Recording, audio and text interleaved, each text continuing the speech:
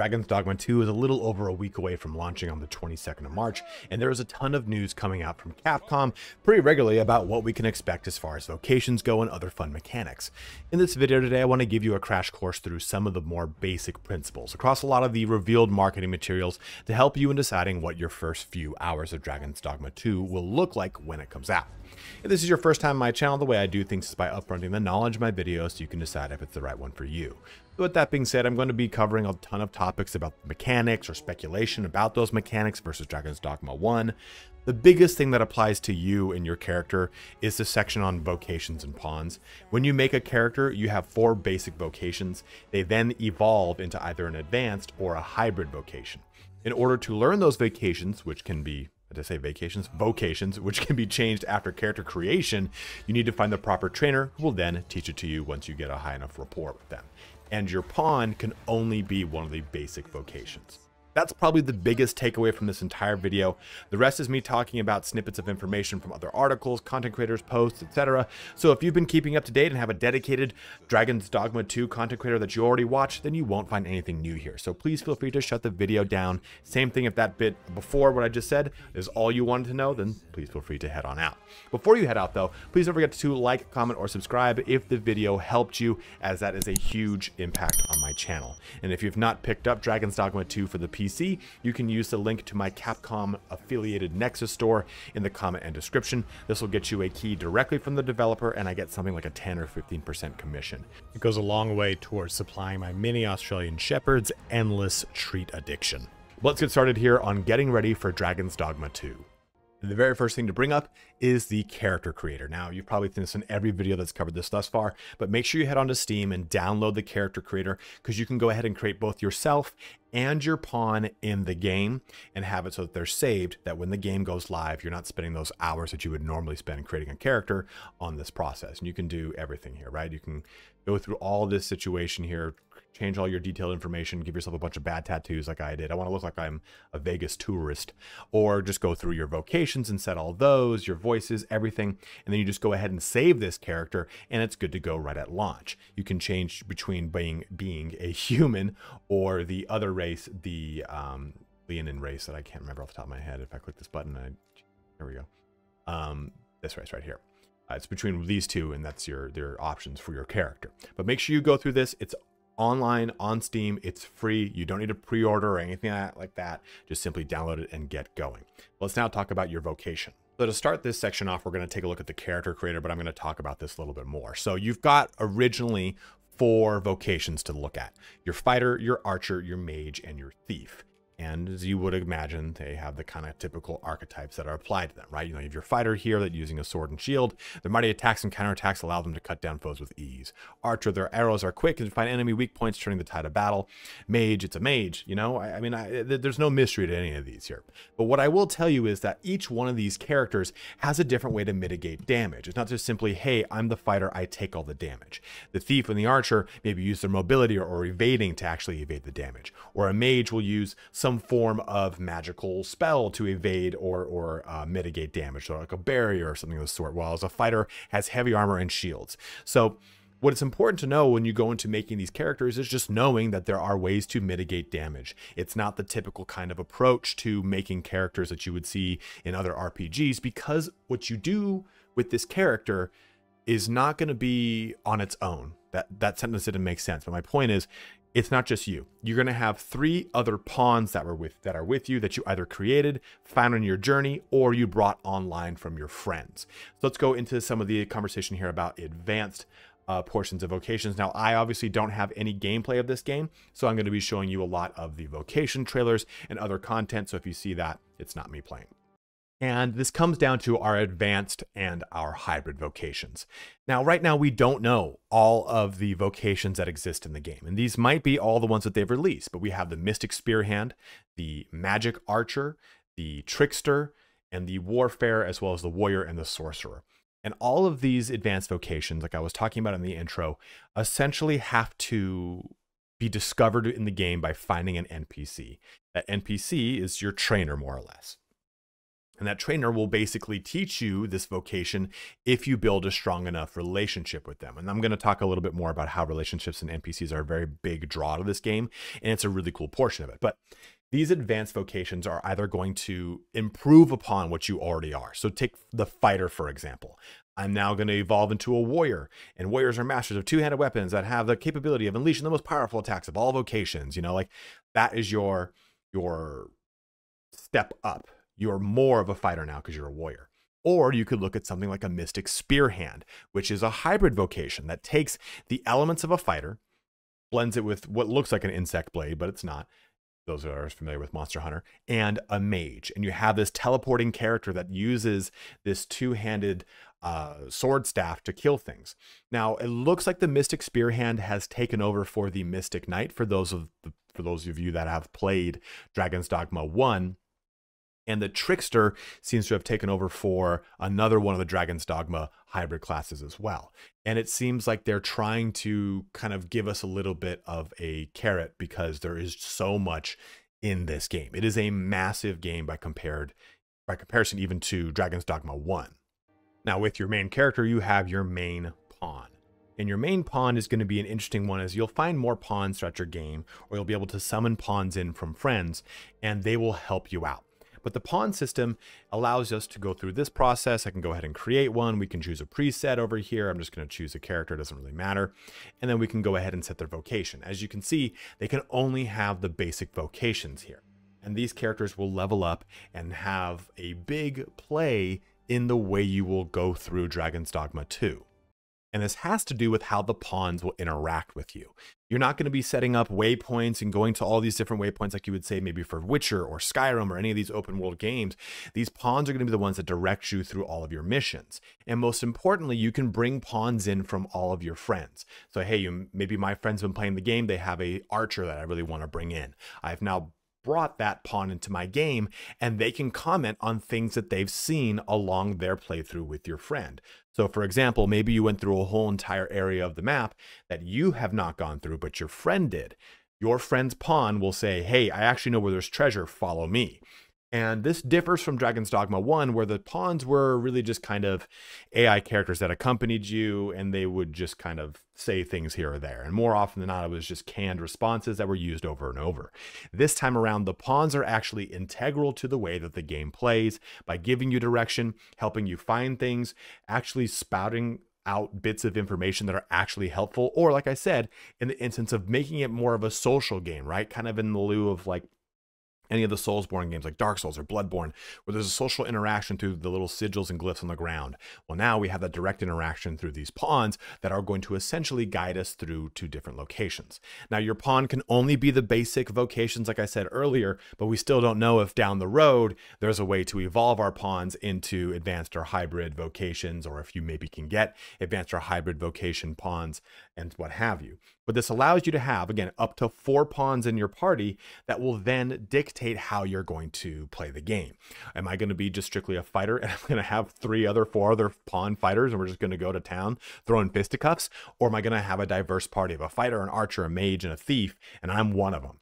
So you get to really pick and choose how this goes about. And maybe you like the interaction of one pawn over another one, or maybe you're trying to build the rapport with one NPC over another. So the pawn game will be less of like a intense character development like say Baldur's Gate 3, and more of a how will this character change the way that the game unfolds for me and I interact with it. Which actually brings me around to my next point very well. Exploration in this game is going to be huge. It's going to be massive. The game is something like 3 or 4 times larger than Dragon's Dogma 1, and Dragon's Dogma 1 was already a substantially large game. You can play Dragon's Dogma 1 Dark Arisen for like $4, $5 on Steam right now if you want to kind of give it a shot beforehand. But with this, there's not going to be any fast travel. And the game developers were saying that fast travel we feel in games is because there's too much boring stuff that's done in between point A and point B. You just run through those points and you're there. In Dragon's Dogma 2, you're going to be beset on all sides by tons of crazy monsters that you can fight your way through, or you can just run away from. And the monsters will also attack themselves. So you really have a lot of different ways to approach things. You can sneak up to stuff. You can just go and fight every single monster you see. You can take these monsters and drag them to town and have actually the inhabitants of town attack and interact with those monsters as well. And I'm going to get into that in my next section here. But ultimately, this world is going to be very open. It's going to be very massive, and there's not going to be a lot of ways to just simply fast travel through stuff. I believe in Dragon's Dogma 1, there was like a carriage system, which doesn't seem like that's going to be making a one-to-one translation into the second game. But overall, your traversal of the world is not going to be tied to the waypoints, like I said. It's going to be tied to your pawns, helping you to go towards those quests and those interactions. And the game also is geared very heavily towards, I don't want to say a build your own adventure, but a lot of things are going to be divvied out to you quest-wise from every single town and every single location. And those quests might take you to a griffin cave. It might take you over here where there's a bunch of orcs or a troll or whatever it is, or they might not do anything that's substantial like that. So it can really be up to you to see which ones you want to take part in, because all this will play into the relationships you're going to be building with these NPCs. And finally, we can get to this point that I've referenced now 3 times. Relationship building is really crucial in this game because that's how you're going to get access to your advanced vocations and your hybrid vocations, right? That better rapport with these trainers. These trainers are going to now show you things because you've built all this time with them, and it allows you to progress your character in the ways that you want to progress your character. Furthermore, though, town's individual perception of you and your ability to help them out with quests and do things eventually builds their courage. So if they're attacked by monsters, they won't run and hide. They'll actually come to your aid and try to help kill that monster. So this creates a very real world that is going to take part in the stuff that you decided to take part in. If you went to one town and you really spent a lot of time trying to build that town up, then that town has more courage and they are fearless in the sight of a massive griffin slamming through the city gate, and they now feel comfortable attacking that alongside you, while maybe some NPCs flee. And ultimately, too, I think a lot of us that play RPGs, we always kind of err on the side of being the good guy, always being a nice person, always doing, yes, option number 1, because it's usually always the nice thing. Well, in Dragon's Dogma 2, that's not always the best thing, because you can actually make it so NPCs will kill each other because they're maybe jealous of you liking them over another one, or maybe they'll get in a fight because they had an interaction with you and maybe you did something for one of them and another thing for another one of them, and they wanted a result of that, and they'll kill each other. So maybe being the best nice person that you can in this game isn't the right way. Picking and choosing who you build relationships with is going to be up to you and how you approach this game. But I think that ultimately allows for a lot of flavor and a way to play an RPG that's not just simply, let me play a nice guy on the rails and slam fuck everything with all my massive combos. It's more tailored to how can I build the relationships that matter and actually build this town up versus just being a nice person to every single person I see. And all these things, of course, then lead to progression. Now, we talked about vocations, we talked about relationships, but building your relationships with the maesters, those masters I was talking about, are how you are going to unlock those vocations that we've already mentioned that as well. But these will also give you additional skill tomes that'll unlock more skills for your starting vocation, your advanced vocations, your hybrid vocations, whatever you want to do. The vocation system is definitely going to be a big point of your progression.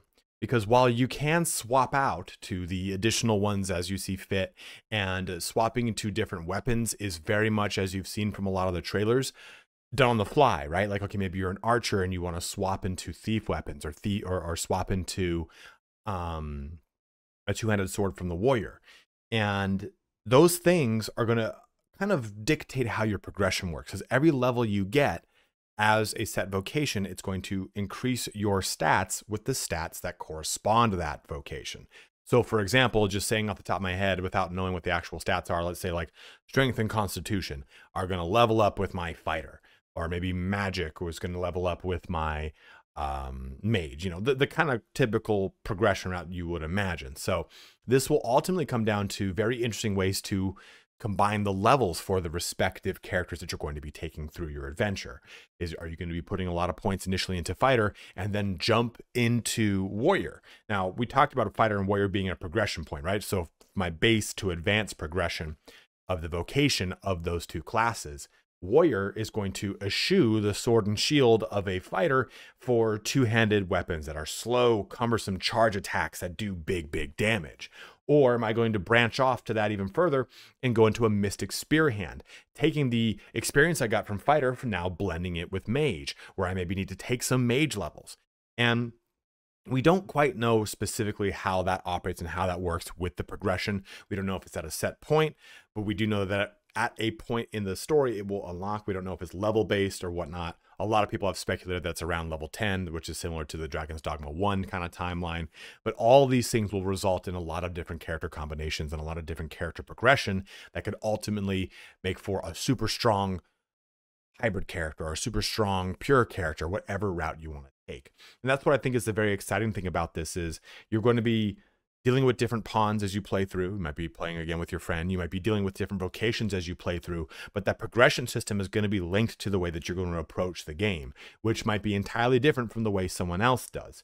And I think this kind of really, in my opinion, I think this really kind of favors a system that is not so much of a min-max way to play the game, but more of a play as you want, play as you desire, because I think that the min-max way of playing is not probably going to make the game that much easier for you. I'm sure it'll maybe trivialize some fights, but it definitely seems like the developers have leaned in a direction that they want you to play how you want to make the character that you spent your money to play, rather than following some content creator like myself or following some internet guy that tells you how to play a very specific character in a very specific way. It seems like there's more nuance to these characters to make for an ultimately better progression system that isn't linked to just following the same path. Like the warrior, for example, in Dragon's Dogma 1 it needed very specific ways to approach it to make it good, because it just was not a very good class. Whereas this time around, they seem to have retooled a lot of the basic and advanced vocations as well as the hybrid vocations to make them feel strong in the kind of avenue that they inhabit, right? Like, I am a heavy armor, two-handed weapon dealing character, and no one else does that. I'm the warrior, and I'm going to really slam things home. But maybe the Mystic Spear Hand, who does things with a lot more guile and a lot more speed and a lot more teleportation, has a different way to approach that damage profile. So it's going to be interesting to see how those things kind of pan themselves out with the progression as we get our hands on the game. And really, this brings the video to a close. I wanted to kind of go through how that vocation system works, what the pawns are really going to be doing for you, and how this all plays hand in hand with the way that the towns and NPCs interact with all these monsters that are going to be a big draw to the way that you play through this game, which is ultimately going to lead to the progression and how you're going to progress your character. We only have a couple more days, well, a week and plus some days, 10 days and the day of me recording this, until we can actually finally sink our teeth in. And we're probably going to get some more information as it comes out. I've heard from some sources that there's only going to be 10 vocations. And I've seen some other sources that there's going to be more hidden vocations. And I just don't know yet. And I think none of us really do. Again, I am not someone who's played the game. There are a lot of content creators that have. So there are tons of really amazing Capcom content creators that have been jumping into this. Like Fightin' Cowboy, for example, is my go-to Soulsborne content creator YouTuber. So please go check his channel out. I'm sure he's got tons of coverage on this. There's a lot of people out there that have gone to the press events and did a lot of coverage on this, and were actually able to play and bring some footage home. So if you want to see some actual hands-on gameplay of this game, it exists out there. Just go ahead and Google it. But other than that, guys, I'm really excited to be jumping into Dragon's Dogma 2. I'll be doing vocation videos the rest of the week to kind of talk about what we know about those vocations and help you decide and how to break into the game when it goes live on the 22nd. But as always, thank you so much for watching here today. Don't forget to check out my Nexus Store if you have not yet pre-ordered the game, or if you're going to pick the game up. It does help me out quite a bit. But have a good one and take care.